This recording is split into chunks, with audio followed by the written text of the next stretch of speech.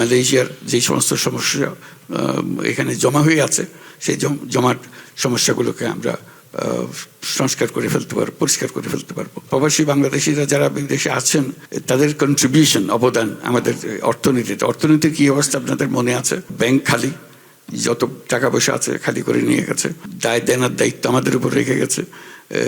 এটা কিভাবে শোধ করা হবে, ফরেন এক্সচেঞ্জ রিজার্ভ তলানিতে পড়ে গেছে। এই 1 বছরের মধ্যে অর্থনীতি গড়ে দাঁড়ালো ওই কারণে, ওই প্রবাসীদের এই রেমিটেন্সের অর্থ দিয়ে বাংলাদেশ উঠে দাঁড়ালো। আমি সকল প্রবাসীদের আজকে যারা এখানে উপস্থিত আছে তারা এবং যারা উপস্থিত নাই তাদেরকেও একসঙ্গে আমরা তাদের দিই ধন্যবাদ জানাই, জাতির পক্ষ থেকে ধন্যবাদ জানাই।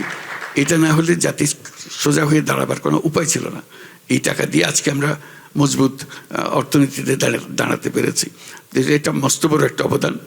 এই অবদানের স্বীকৃতি হিসাব আমাদেরকে সে করতে হবে, তো তাদের সুযোগ সুবিধাগুলো যাতে পায় সেগুলো করা। যে মালয়েশিয়া একটা এখন জটিল একটা পরিস্থিতির মধ্যে ছিল, আমরা যখন এসেছি এই জটিলতার থেকে আমরা মুক্ত করছি, যাতে সবাই যে সহজভাবে এখানে ঢুকতে পারে, এখানে কাজকর্ম করতে পারে। আমরা সার্বিকভাবে বাংলাদেশের পরিস্থিতি আপনাদের দোয়ায় অনেক স্বস্তির জায়গাতে এসেছি। আমরা অর্থনৈতিক জায়গা থেকে আমরা স্বস্তির জায়গাতে এসেছি। সংস্কারের মাধ্যমে আমাদের সংবিধান সংস্কার, অন্যান্য আরো যত সংস্কার আছে, এখন অপেক্ষা করছে শুধু জুলাই সনদটা হয়ে গেলে বাংলাদেশের নিয়ম কানুন এবং শাসন কনস্টিটিউশনে যে সমস্ত পরিবর্তন আসবে এগুলোর সিদ্ধান্ত হয়ে যাবে। যতটুকু আমরা সবাইকে একমত করতে পেরেছি, আমাদের আশা ছিল অনেক বেশি করতে পারবো। এখনো ধারণা হচ্ছে না সেই পরিমাণ আমরা যেতে পারবো কিনা, সব দলকে একত্র করে আমরা যেতে পারবো কিনা। কিন্তু ইতিমধ্যে তাদের অগ্রগতি দেখে আমি নির্বাচন ঘোষণা করেছি, ফেব্রুয়ারি মাসে নির্বাচন হবে। এবং তার মধ্যে একটা উল্লেখযোগ্য বিষয় হলো, এবং সঙ্গে সঙ্গে আমার উল্লেখ করে দিয়েছি, প্রবাসীদের জন্য এবার ভোটাধিকার দিতে হবে, এবার তারা যেন ভোট দিতে পারে। এটা আমাদের একটা নতুন অভিজ্ঞতা হবে। আমরা যে যেখানে আছেন, আপনার যে যেখানে কর্মরত আছেন, সেখান থেকে আপনি যদি ভোটার হন, আপনার অনেক জিনিসের অভাব আছে, পাসপোর্ট রিনিউড হয় না বা কিছু একটা হয়েছে, কিন্তু ভোটার আপনি হবেন। ভোটার হবেন, আপনি ভোট দিতে পারবেন।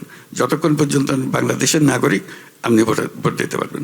কাজেই সেটার ব্যবস্থা হয়েছে এবং ইলেকশন কমিশনের সঙ্গে আমাদের আলাপ আলোচনা হয়েছে। তারা আশ্বাস দিয়েছে যে তারা সমস্ত প্রস্তুতি দিচ্ছে যাতে এই ইলেকশনে যারা বাইরে আছেন, যারা প্রবাসী বাংলাদেশি যে যেখানে আছেন সেখান থেকে ভোট দিতে পারবে। কাজে আমরা এখন নির্বাচনের দিকে রওনা হয়েছি।